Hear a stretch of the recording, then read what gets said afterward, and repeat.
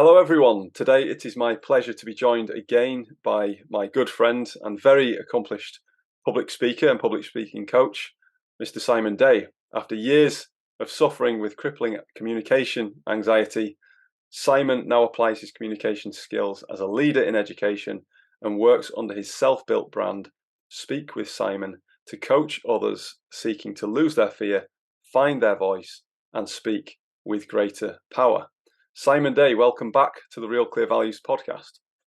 Thank you, Tom. Whether it's a catch-up or a formal conversation like this one, I always love spending time with you because I think you draw things out of people and you explore avenues that just bring some really exciting things to the front. So I'm really, really looking forward to having another conversation with you.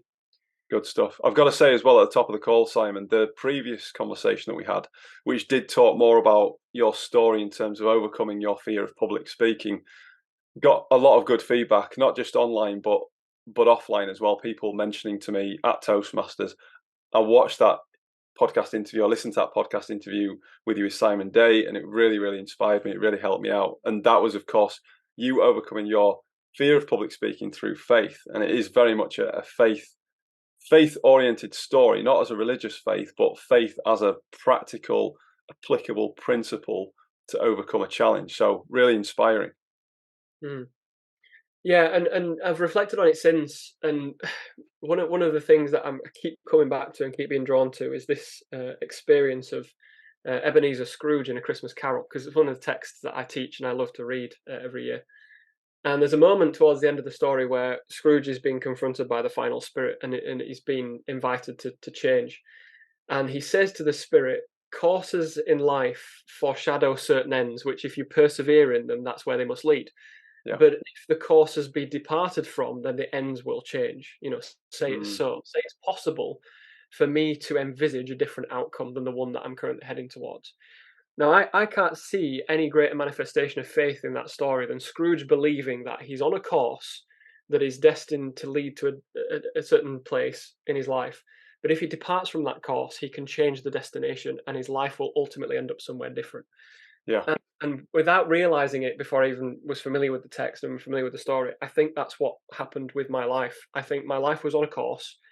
I was heading in a direction where I was going to be lonely and detached and isolated and not give a meaningful outcome or contribution to the world because I couldn't speak, I couldn't communicate. But I've been able through, like you say, these acts of faith, believing that there was something different out there, something that I could change in my own course in my own life. I've been able to apply some important principles and learn some important lessons, and my life now is on a different course to the one it otherwise would have been on. And that's really Yeah. exciting. And now I love, as part of my work with young people, part of my work with clients, to help them uncover that possibility for themselves as well. And I know that's so much of what you do as well. Yeah, no, that's awesome. I love that. I love that Scrooge likeness there, because that idea that there's a destination I'm going to end up at if I stay on this path, but actually there are other destinations here dotted about that are different from the destination, the trajectory that I'm on, and I can change the pathway that I'm on right now, and I can move over onto a different pathway to reach a different destination. That is such an important message, and that is definitely something that requires faith, because you have to have a hope in something that is not seen. You haven't seen yourself there yet, but you can visualize it, right? But you have to have the faith, you have to have the belief, the hope that that is possible. It's not yet been seen with your own physical eyes, but it's something that is true. And it's true because you can plant that seed and you can exercise the faith and you can try doing things a different way, which is going to lead in a different direction, and apply the principles differently and get to a different destination. And that's very much what you've done. Like I said in that introduction, you went from crippling fear and communication anxiety to quite a significant degree to now being somebody who empowers others to overcome that and speak with poise and polish. And you helped me with my TEDx talk a few years ago to refine that as well, which was really useful for me. So, and I know that you've coached other TEDx speakers and other leaders and executives as well. So you're really working with people who are speaking in significant capacities, in significant locations, and where the stakes are relatively high. So kudos to you for that, Simon. Today, we're going to talk a little bit more about values, because obviously this is the Real Clear Values podcast, and we spoke obviously about values last time, like faith. We spoke a bit about course correction, or some people call it repentance. But today we're going to talk a bit more about your role as a teacher, and particularly in relation to the value of values in teaching. So to kick things off then, what do you see as the role of education besides simply conveying knowledge or information to students? And what I'm getting at here is, do teachers have a legitimate role to play in influencing and shaping students' values? Yes, I think they do. I think that the best teachers are the teachers that embody what they want students to know and learn. And that's not just about information. You can be a very good practitioner in terms of your subject knowledge or your ability to convey that knowledge to students. But I think the best teachers are the ones who live the values and have very strong values, and they become influential and role models to the young people that they serve. And I've been in education now for 10 years. I've been a qualified teacher for 5, and I now work as a lead teacher in English at a secondary academy here in Wakefield. And we serve a community that, there's no argument about it, it is a deprived community. It struggles. And our young people come to us, some of them from very challenging backgrounds and through some very difficult experiences, and they need people in their lives who have a strong moral compass, who have strong values. And I recognise now that in my job as an educator, more important than what I teach is how I teach it, and the way that I interact with my young people, and how I help them to see the values that they need to live by, not just in the school building, but when they get out into the wider world and they're interacting as professionals, or they're trying to get university places or jobs or whatever it is they're seeking in the future. There are things that they need to be able to do, and there are things they need to be able to say, and how to say those things. And so much of what I do now, I realize, is not just about the lesson material I deliver, but it's who I am when I stand in front of my students and who I'm inviting them to be. And so Mm. I rarely now teach a lesson where I don't say to the students, "This is why we're learning this today. This is why you need this skill. This is why you need this attitude as you go forward, because it will help you in this, this, this, and this." And I'm very deliberate about making connections between what we are studying and how it matters later. Yeah. Because that young person is not going to be invested in what they're doing if they don't see a need for it later. Yeah. How many times did we talk about our own secondary school education and say, well, when am I ever going to use this again in life? Mm. This mathematical technique or this poem. Well, yeah, maybe not. But the skills that you're developing, the problem solving, how to break something down into its sequential steps, how to turn and speak to somebody else as part of the lesson to work through that problem, how you interact with an adult or with another young person, or all of these soft skills that people call, I hate the name soft skills, but all of these Mm. things are going to work together in order for you to not just know stuff, but be stuff. And Yes. that's the important part of education, I think. Yeah, that's it. That point that you make about being as well, I think that's so easily overlooked, where people look in this very rational way at what is it, what is the kind of looking at students or people as sausages that need to go through this sausage machine. What are the ingredients we've got to add to the sausages to make them come out a certain way, and it just isn't as reductive as that at all. Because, like you say, it's very much about how people are taught. Do people feel cared for? Do they feel loved? Do they feel nurtured? Do they feel like you care about them?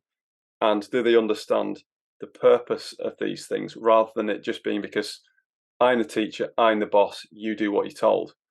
Because that can be very, very demotivating for people when they feel like they're just being dictated to by an authority figure, and they've got to just do what they're told. They've got to engage with what they're told to engage with, just because they've been dictated to. But to take the time and the care to explain to people, this is why we're doing this, and this is how it can help you in later life.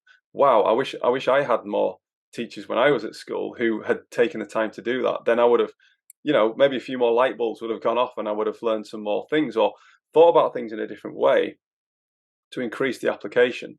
So, speaking specifically about these values, then, Simon, one of the things I'm really keen to talk about when I talk about values is that everybody has values. Even the people who so-called have no values have values. It's just that those values generally lead them to ride roughshod over other people, or to take from other people, or exploit other people, or whatever. They still have values. So we have to make value judgments between good and bad, don't we? So thinking about the institution that you teach at now, what are the values at this institution that help these kids from deprived areas and help them to be lifted up and to lift up themselves? Well, I think before I talk about the values we have as students, I've got to mention one, which is for the staff. And we, Mm, we talk about it often, and it's mentioned in meetings, and it's mentioned in line management, and it's mentioned when we've had observations and we're talking about practice. And the value is that we leave our egos at the door. mm, However you are, however much experience you've got, you leave your ego at the door. And so if somebody wants to come in and observe what you're doing, regardless of the so-called power imbalance or the experience of one colleague over another, it doesn't matter if the principal of the school walks into my classroom or a brand new teacher of recent qualification walks into my classroom. I would be equally happy to hear from either of them about things that they've seen, that they enjoyed, that they found to be beneficial, that they thought was strong practice. Or if one of them said, "What about this? What about this way? How might this have impacted? I noticed this, tell me more about it." I don't care who that is, because I don't have an ego in my school, and nobody else does. And I love that. It doesn't matter who I go and see, who I work with, we leave our egos at the door and we can have really mature mm. professional conversations about how to better serve the students, because that's what it's about. So I think it Yeah, starts from there, and from leadership down, there's no ego. I watched the principal walk around the school with a dustpan and brush, sweeping at lunchtime. That awesome. for me is an example of a community and a team that's got it. Yeah, Humility. So that's where fantastic. it starts, and I think that's great. In terms of the students, the school is a Church of England school, and it's based very much on principles biblical. So we talk a lot about stewardship, and I know you talk a lot about Yeah, stewardship as terrific. And we base a lot of our uh, messages on a scripture in the Book of Mark in the Bible that's in different translations, but the way that we speak it is everything is possible for one who believes. mm, And I think where you've got people coming to you from backgrounds where they might have had boundaries placed upon them or limiting beliefs placed upon them, the idea that they can then walk into a building that says anything is possible for someone who believes, I think yeah, is such a profound message for students to have. brilliant. And we have very strong Christian values because we're a Church of England school. But what I love about the way that this school goes about its values is that they are daily. And yes, they are visible, i.e., on walls and on PowerPoints, and they're spoken. But these are principles that I like to call lived, not laminated. Yeah, They are on a wall, they are visible, but they're on a wall and they're visible, but they're lived. People embody yeah. them, or speak them, and you see evidence of it. So Nice, nice rhetorical device there as well. A bit of alliteration and a contrast as well. It's nice. yes, I like that. I like that saying. you see it now. You see the rhetoric. You can see it.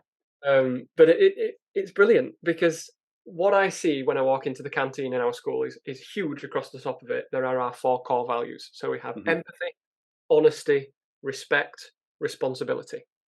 4 Mm, core values, and they're all profoundly important, not just for walking into a classroom and learning something, mm, but every interaction you're gonna have in your life. So I think those are where we start. Now, the school has a school prayer. Now, this is interesting because the school prayer was written not by the head teacher, not by the staff, by the students. mm, And the prayer is seen and heard every day in the morning before students move to lessons. So at the end yeah. of a tutor time or an assembly, the students hear the prayer. They then have a 2-minute silence in which they're able to reflect. Now, if you think about 2-minute silences, where do we generally have Mm, those? Remembrance events mhm, and funerals. I was at a funeral yesterday, we had silent time. Now, why do we have silent time? Well, it's to reflect on the impact of someone or something, and we commit ourselves to live after those values, or we live like that mm, person taught us to live. So I'll share with you the prayer. And the prayer is this: it says, "Lord, inspire us to give of our best and make good use of the talents you've given us. Teach us how to be positive in attitude, showing empathy, honesty, and respect to all in our community. Help us to recognize that we have a responsibility to care for those who are suffering. Empower us so we may have the courage and determination to be the change we wish to see. Amen." wow, What a statement that is. that's really powerful. Yeah, Yeah. really powerful. And there's some really core, solid principles in there. Very much like you said before about stewardship. This is almost exactly how I define stewardship: taking responsibility, but it's voluntarily. Stewardship for me is voluntarily taking responsibility to care for someone or something, and this is the essence of that prayer. So that the students came up with that themselves, and that they then repeat that every day. I'm sure it's not. I'm sure that there are those that don't want to do that every day, for sure, no question. But the fact that that is there as a reference point, that it's there as a reset every single day, so that people are being reminded of this, and people, and because we all do, because we're all human beings, we all kind of go off here or there every once in a while, but we can go back to this principle on a day as a daily reminder is absolutely fantastic. So how did they go about coming up with this then? Because obviously they're going to have help from teachers, I imagine, but how did that process work? Because there's a lot of profundity to that, and it doesn't sound to me like it's mere platitudes. No, and you can see that the 4 core values are in there. So you've got empathy, honesty, respect, and responsibility forming the Yeah. base of the skeleton of that prayer, if you like. Now, care for those who are suffering, is a very Samaritan Christian value. And Mm. so again, it's this idea of the lost sheep and the parable of the lost sheep. And again, we have a chaplain who resides in the school and shares a lot of these messages and a lot of these biblical stories through assemblies and through worship services. And so the students are exposed to a lot of the Christian story and the Christian narrative. Now, a couple of qualifiers here. Not all students in our school are Christian, right? It's a very Mhm. diverse school with lots of students from different places around the world, different religious beliefs, some with no religious belief. And when this prayer is read on a morning, the teacher who will read the prayer to their group of students will say, I'm now going to share the prayer with you, and should you wish, you may read it along with me. So there's no obligation for these students to speak this prayer out loud if they don't have or share the faith. Now, if you take away the words Lord and Amen, it ceases to be a prayer and it becomes a mission statement or a vision statement. Yeah. And you can't argue with it. You might not share the faith, but when you read those things about having a positive attitude, showing empathy, honesty, and respect, and caring for people who are suffering, having courage and determination to be the change you wish to see, there's no room for argument with that. It's Yeah. it's stuff that never have I worked in a place that so closely aligns with my personal values, and I Yeah. feel professionally and personally fulfilled when I read that and I try to live it and I see it lived in the building every day. So, what a remarkable thing, and obviously you can just see how those values, but the Christian ideas and everything's woven together into this wonderful, solid, watertight statement that then makes you think, Mm. well, how am I going to see that in action? What does that look like? Yeah. Okay, they're struggling in a lesson. How do I interact with that person? There's a person in the corridor crying at break time. How do I interact with that person? Oh, empathy, honesty, respect, responsibility. Right. Yeah. I can't walk past this person now because I have a responsibility to care for those people who are Yeah. suffering. Yeah. That's the commitment, isn't it? That's the commitment. And I think it was Stephen R. Covey who said no involvement, no ownership, especially in relation to mission statements. If mission statements are just handed down from the top to the bottom, then the people at the proverbial bottom, if you want to call it that, they haven't taken ownership of it. They haven't committed to it. They haven't taken it on. So it's really important to give people that sense of ownership, and then they know that this is theirs. This is what we decided, and this is what we're going to do. One thing I want to point out, Simon, or just draw attention to is, though they be Christian values, as you say, the things that you've mentioned are actually principle-centered values. They're irrefutable. And that's the thing that you point out there about not being able to argue against them. Sure, you can try and argue against them, but look at the antitheses of things like empathy and care and respect. Is that what people, and responsibility, for example? Well, is that really what people want? Do people want negligence, for example? Do people want callousness? All these other things. So it is universal, and that's what I love about it, is that it doesn't you don't have to be a Christian to live these values, to benefit from these values as well, because each of these values, especially when the principle centered, brings about its own rewards. So people can benefit from that wherever they are, whatever their creed, whatever their denomination, whatever their beliefs. If they apply those things, they are going to reap the rewards of that, and that's what I absolutely love about principles, and that's why in my own work, I do my absolute best to adhere to certain principles, stewardship being one of the main ones, because it pays off. It pays off. And just before I let you carry on, I recently watched the documentary Mission to Burnley about Burnley's promotion back to the Premier League with the chairman Alan Pace and Vincent Kompany. And One thing that Vincent Kompany said towards the end of the season that was recorded was really interesting to me, because he was talking to his players, and they were in a tough game. I think it was the game where they were playing away to Blackburn, their fierce rivals, and they needed to win that game to win the league.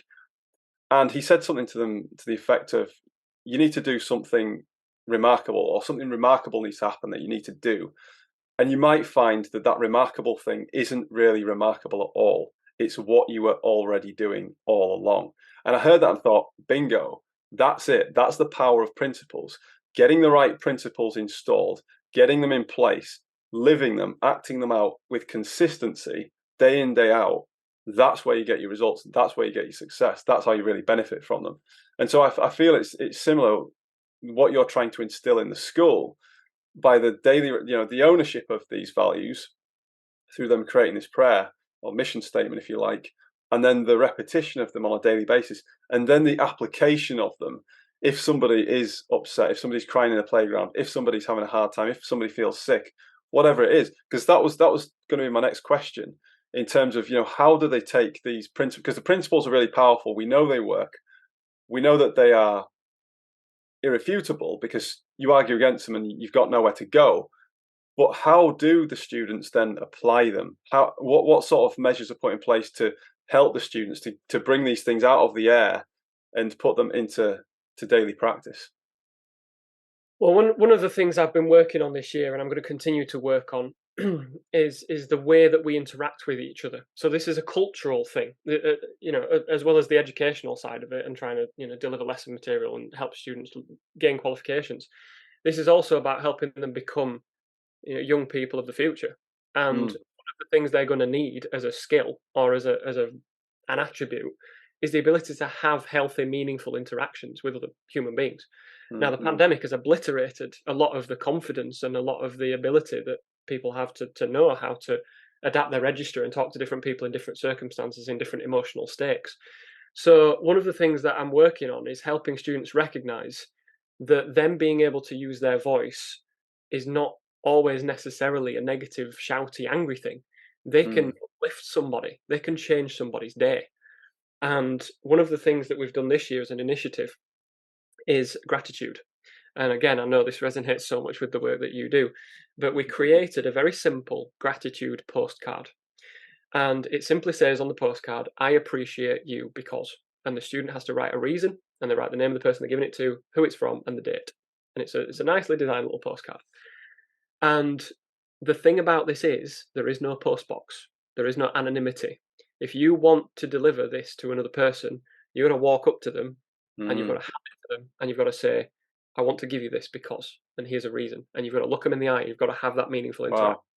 And we started it last October with year 7 students. So this is 11 and 12-year-olds. Yeah. And we ordered 1,000 postcards and they were gone in a week. Awesome. So between 200 students, on average, they're all doing a few. And it was an amazing thing to witness the boost of morale in the building that week. And so what we did at the end of this year, just before the end of the term, because it was a long summer term and it was tiring and everybody was getting a bit burnt out, we decided to run it again, but we opened it for all year groups. So we printed another batch of 1,000 and we put them in the chaplaincy and we said, here are some gratitude postcards. You want to express gratitude to another student, you want to express gratitude to a teacher, fill out a postcard, take it, hand it to them and have the conversation. And again, the postcards were gone like sweets. And the students were going, handing them to their teachers. And teachers who knew that the chaplain and myself were largely involved with the initiative were sending us on WhatsApp and by email photographs of their whiteboards and their walls in their classrooms where they were full of postcards from these students. And they were saying, thank you for this idea. It's just meant the world this week as we've all been tired and we've all struggled. It's just given me the lift I needed. Now, that's just one very small example of an idea that we've run this year. But realizing that students have the power to change somebody's morale, to lift somebody, whether that's another student or a teacher, what's that student then taking away at the end of their educational journey? Oh, my voice has power. My voice then means that I can go away and I can speak to another person and change how they feel about themselves, about the world that they're living in. That's a power I didn't know I had. Now what can I do with it? Yes. And it's funny that you mentioned the word power there, because a lot of time, especially in over recent years, I feel like that word power has been very destructive, because there's been power struggles throughout society in almost every domain that you can imagine, people struggling and fighting and contending for power.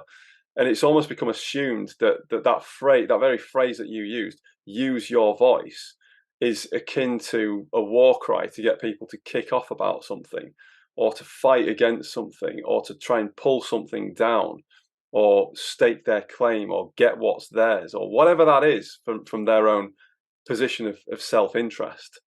And so, like you say, training young people in a different way of using their voice in relation to power, and that power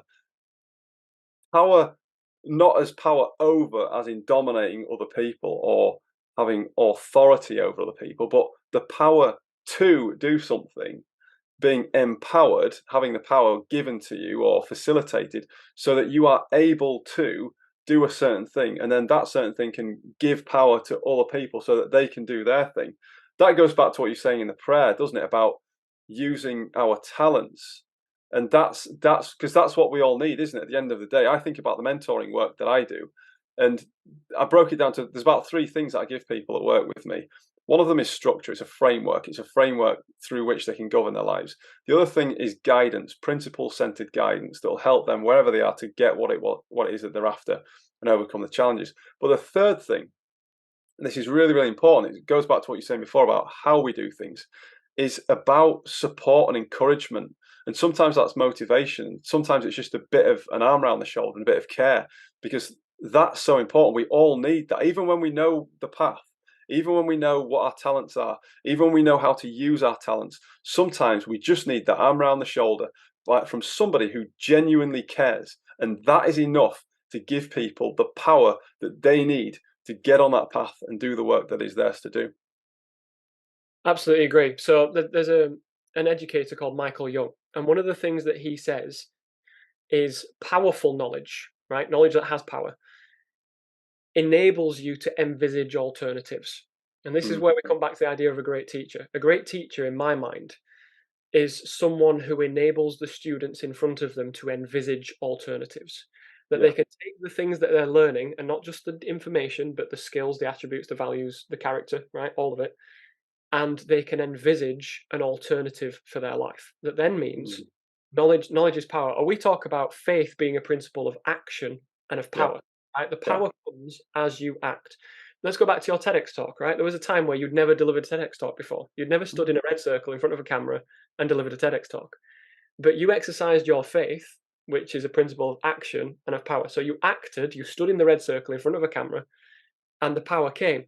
And through feedback and through cycles and through a process of you delivering and refining and tweaking and being very self-reflective and quite remarkable, you delivered this amazing TEDx talk, right? But that would never have happened if you hadn't have envisaged it for yourself and then stood in the circle and taken that course of action. Mm, So when we're dealing with students and we're dealing with young people, this faith is a principle of action and of power. We say to our students, here are the principles. You act on these principles, you will have the power to do X, Y, and Z. Right? Yes, answer this exam question, but also mm, get a university place or get a job or have this relationship with somebody that becomes meaningful, whatever. So this is an idea about us giving our students knowledge, but also power as they act in faith. And mm, that's not necessarily a religious thing. That is I need to hope for something that I can't see yet, and I need to yeah. believe it's possible, and then I'm going to act. And as we Yeah. say, everything's possible for one who believes. If you want to go to a Russell Group university, is that possible? Mm, Absolutely. You need to believe it's possible, envision it's possible, then do the things you know you need to do to get on that path. And yeah. it's such a wonderful truth that just keeps Yeah. repeating itself time and time again. Just just one last thing to say about power as well, Simon. This is this is an ongoing debate slash disagreement that I have with a highly esteemed academic over at Stanford Business School, who writes about power, and writes about power almost as if I'm just giving you the information on how to get power. Now go on, good people, go and get power. But then espousing almost Machiavellian tactics in order to get that power.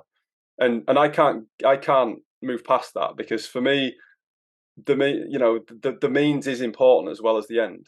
Values are about the means as well as the end, because if you behave in a certain way, if you behave in a Machiavellian or narcissistic or even a sadistic way or psychopathic way, whatever it is, right, that you feel you have to do to get power, you become that. You become that. So what I love about your approach in the school is that not only are you empowering people, you're helping students to get power, but you're giving them that guidance to channel that power in a positive way, in a way that is beneficial to other people. It's not this really neutral blank canvas. I'm going to teach the world how to get power and then have at it, do what you will with it. It's we're going to teach people how to be empowered. We're going to help them to be empowered so that they can use their talents to make contributions to other people. And that's the way, essentially. For me, that is the way to a life of purpose, meaning, and fulfillment. Is to really understand who you are, really understand what you're all about, really understand what your skills and talents are, and then say, right, okay, how can I learn based on these talents and skills and interests? Because you've got to be interested in whatever it is, right? How can I learn on that basis? And through that learning, how can I create something through which I can then contribute? So it's this really simple process: learn, create, contribute. This is what I go through in my mentoring stuff, because that is the way to find fulfillment. It is and success as well, because let's face it, nobody is successful without making a valuable contribution. You can inherit a load of money from mummy and daddy or whoever else, right? But that isn't success. That's privilege. In order to be successful, you've got to make a valuable contribution. In order to be successful on a sustainable basis, you've got to make valuable contributions on a sustainable basis. So I love how your academy is channeling people. I think it really is the way. It's the right way, and it's the way in which allows what Joseph Campbell, the philosopher, called the creative hero to save society. Right? There's that quote, and I've shared it a few times, where it is not for society to save the creative hero, but precisely the reverse. The creative hero carries the cross of the Redeemer. Every single individual can do that. Every single one of us can be a contributor, can be a savior in some respect by taking on the work that is ours to do. And I believe that with my heart and soul. Now, I'm coming at it from a religious perspective, a spiritual perspective, but I believe it's a divine thing. I believe that God has given each and every one of us. I don't care what anyone believes, it's fine. There's no division here because it applies to everyone anyway, right? It's not that anyone has to believe what I believe for this to apply. But I believe that God has given every single person on this earth unique skills and talents and attributes through which they can serve other people uniquely. There's plenty of people I cannot serve, but there's plenty of people I can serve that other people can't serve. And that's the whole point. It's kind of like you look at ants and how ants work together cooperatively.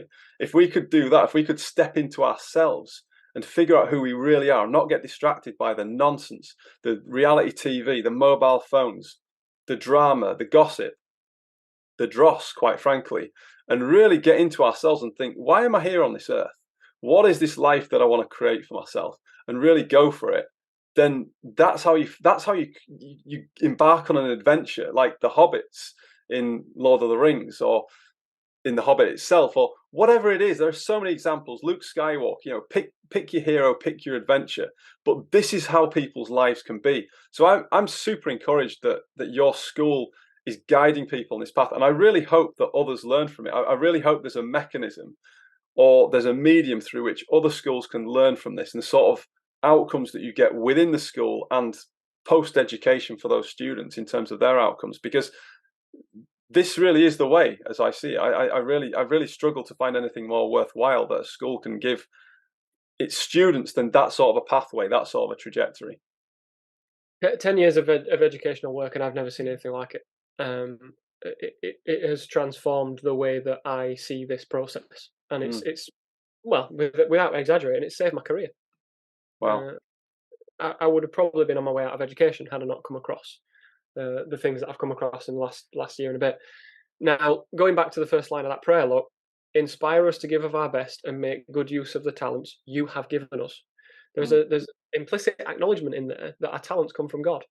Now, Yeah. again, you can believe that if you wish. You can believe where talents go, but regardless of where you think they come from, everyone has a talent. Yeah. Everyone has a gift. It's our life mission to discover what that gift is and decide what we're going to do with it. And you touch upon another very fundamental truth, which is we teach correct principles and they govern themselves. Yeah. So we are the arm around the shoulder. We are teaching the young people this is the happy, healthy, safe, productive way to live, right? Trust us if you want, act in faith, decide what you're going to do. But we teach you and give you the power. You use that power in the way that you see fit. Now, people are always frightened and confused when I say that Adolf Hitler was a fantastic public speaker. Mm, He had a gift. mm, He used that gift in completely the wrong way. And absolutely. things that he did and the things that took place 70, 80 years ago. But he had a gift. There's no doubt about it. Yes. He had a talent for public speaking.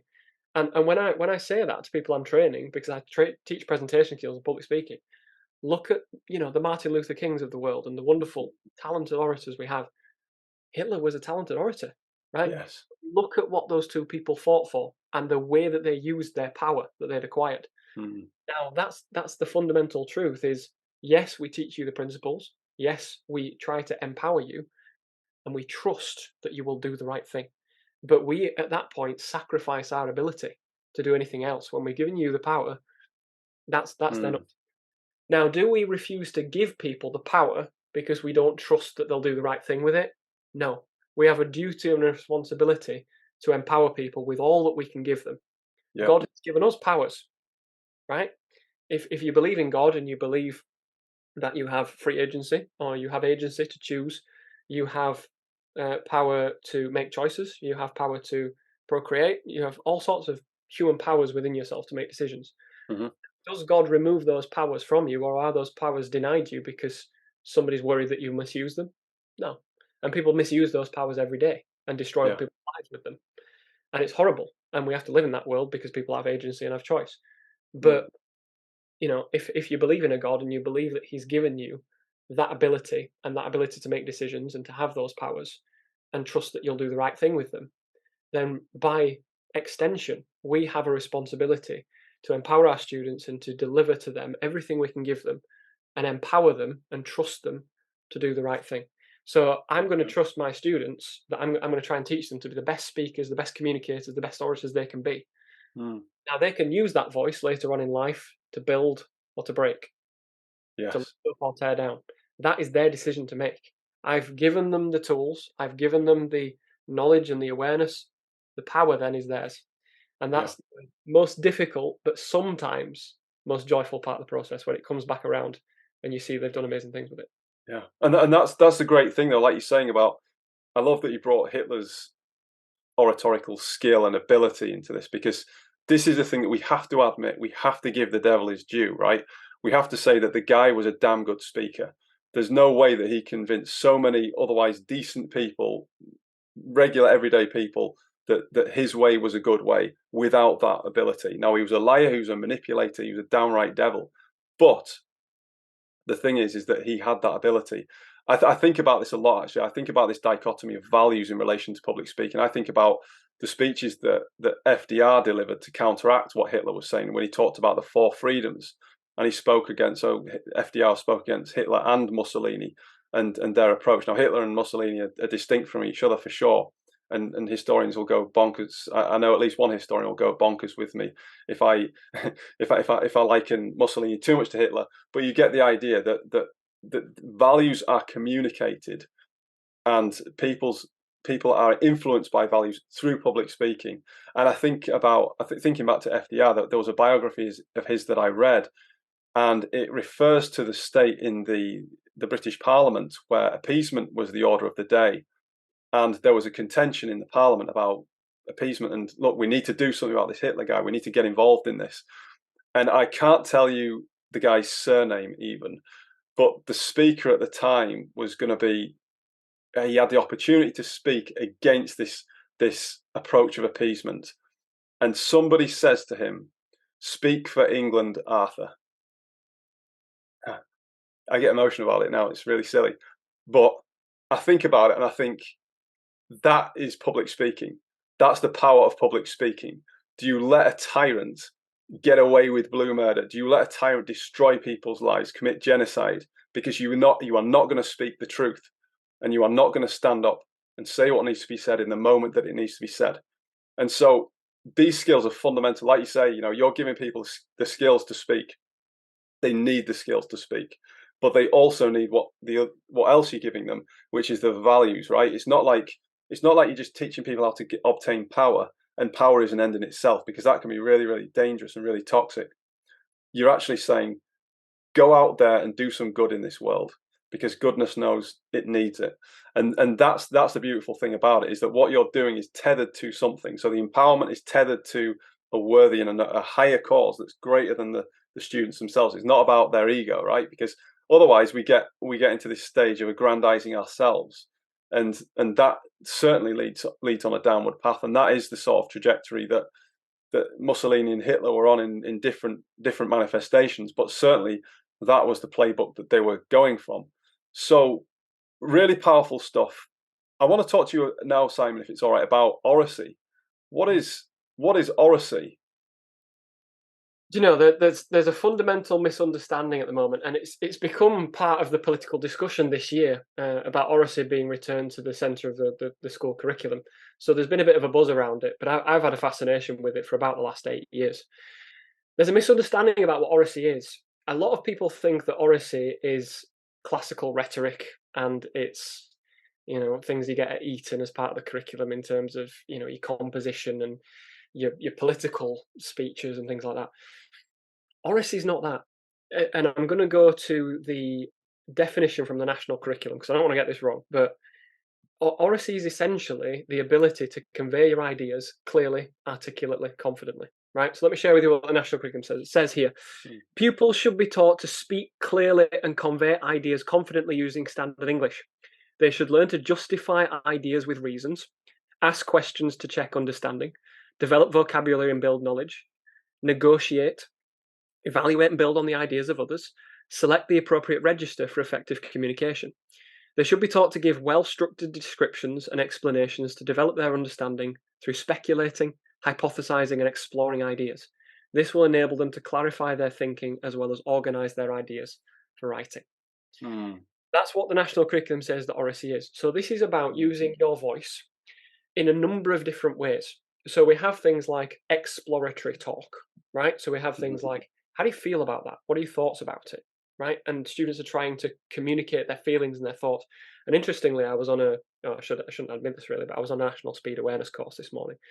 And they were asking us about how we would feel, or how people would feel in a road traffic incident, right? Different groups of people.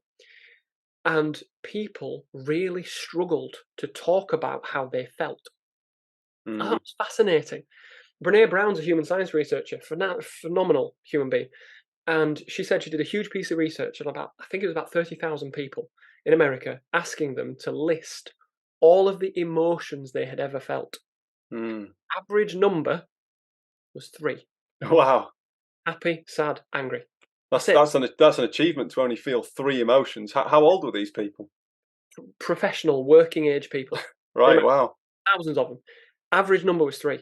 Now, this is a lack of emotional literacy. This is our inability to. Now, if you can only say that you're feeling one of 3 things, how can you deal with an employer? How can you deal with a child? How can you deal with a spouse or a partner? That's what really scares me about this, and what really concerns me, I should say. This is about people's ability to express themselves. So exploratory talk, talking about feelings, impressions, and ideas is so key. But then you've got things like presentational talk, right? I'm going to stand in front of a group of students or in front of an assembly and deliver some rehearsed material to a captive audience. That's a completely different skill set. And we as educators have a responsibility to help students in lessons or in formalized settings to know how to use their voice, how to adapt their register, how to justify, how to explain, how to give reasons. That's highly complex stuff. Now you've got to add into that cultural talk. So how do I interact with a teacher on the corridor in a less formalized setting in the classroom? How do I deal with another student when I disagree with them? Right? How do I speak in the playground? How do I adapt my register to deal with my friends and then to deal with adults? This is all really complex stuff. And one of the things that I'm going to be working on next year is cultural interactions, right, around the school. How do we help our students interact on a healthy level day to day with people that they form part of a community with? And one of the things I've come to discover, and again, this is through Brene Brown's work, when she talks about the call to courage and all her work about vulnerability, shame, and guilt. There's a fantastic TEDx talk she gives on it. One thing that I'm speculating about at the moment, and I want to be proven right on this, is that a lot of the way that young people in particular deal with adults and sometimes other young people is based in shame. Yes. They're ashamed of things that might have happened to them in their younger life, the Mhm. way that they've been raised in the environment that they've surrounded themselves in, and sometimes the character or the attributes that they've formed, the experiences that they've had, the addictions, habits they might have as a young person. I think a lot of the time they interact with other people, it manifests itself through shame. Yeah. They don't look at you in the eye. They won't give extended answers. They're not passionate about the things that they say. And I'm generalizing here. Please don't think I'm sweeping all young people that are like this. The Sure. Yeah. students that struggle to communicate, I think, feel ashamed of something. Mm. What we've got to try and do as educators is help them to feel a sense of self and a sense of identity that they have. And we're going to go back to this because this is something you talk about, an innate sense of value, Mm. that everybody has a gift, everybody has a talent, and it gives you a value. And people are not more valuable than other people because they're perhaps further along on discovering that talent or that gift. Mm. Everybody is equally valuable. It's just some people take longer to realize it. Yeah. So what I want to do in the school of the next, and this might be a 3 to 5 year project or even longer, I want to help young people understand that they have no reason to be ashamed of who they are because of anything that's happened to them, anything they've developed, anything they do or are Yeah. currently. They're Yeah. just on a journey to figure out who they are. And I want to recognise that. Now, you look at that thing about oracy, it's so multifaceted, it's so Yeah. complex. There are so many occasions and times where a student is going to speak to another student or an adult, and they're going to need to know how to say it and what to say. Mm. Now, think about the rest of their life in their relationships, personal and professional, job interviews, navigating, getting a mortgage, all of these times they're going to have to interact with people. They're going to need to know how to negotiate, how to evaluate, how to discuss, how to criticize, how to disagree, and Yeah. do it in a healthy way. And that's where oracy becomes a lifelong pursuit. And in Yes. 5 years, we've got to help set these kids up for a life of speaking. And Mm. that is the joyful part of my job because Yeah. my life is now speaking.